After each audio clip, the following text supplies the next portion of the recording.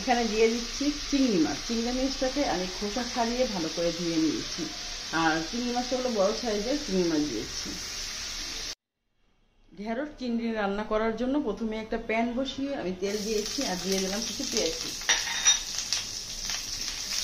পেঁয়াজটা আমি একটু হালকা করে একটু ভেজে নিব।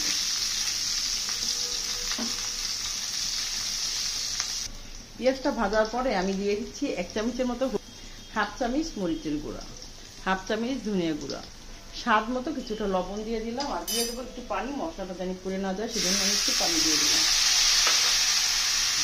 দিয়ে ভালো করে কষিয়ে নেব।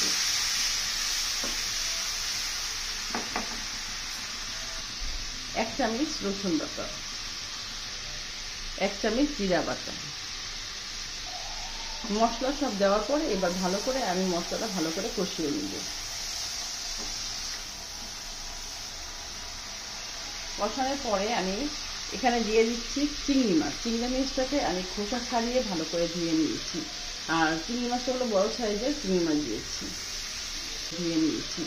আর চিংড়ি মাছটা হলো বড় সাইজের চিংড়ি মাছ দিয়েছি। চিংড়ি মাছ দিয়েও আমি ভালো করে মশলাটাকে কষিয়ে নেব।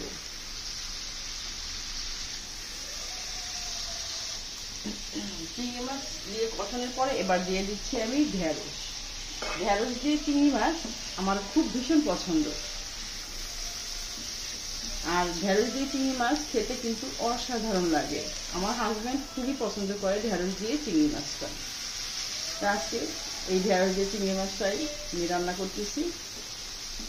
আর সারাদিন রোজা রেখে কিন্তু ভাত খেতে ভালো লাগে না, এরকম একটা তরকারি থাকলে কিন্তু সেহরিতে একদম আর কিছুই লাগবে না, পেট ভরে ভাত খেয়েই রোজা রাখা যাবে।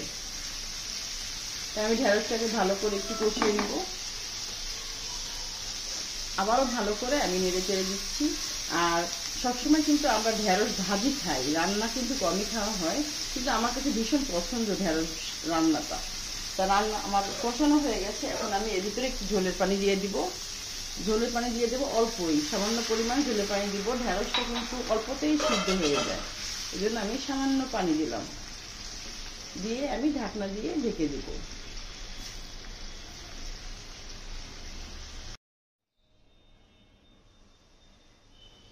ঢেঁড়স চিংড়ি রান্নাটা কিন্তু আমার প্রায় হয়ে গেছে। নামিয়ে নেওয়ার আগে আমি কিছু ধনেপাতা কুচি এখানে দিয়ে দিব। এখানে ধনেপাতা কুচি দিয়ে দিচ্ছি।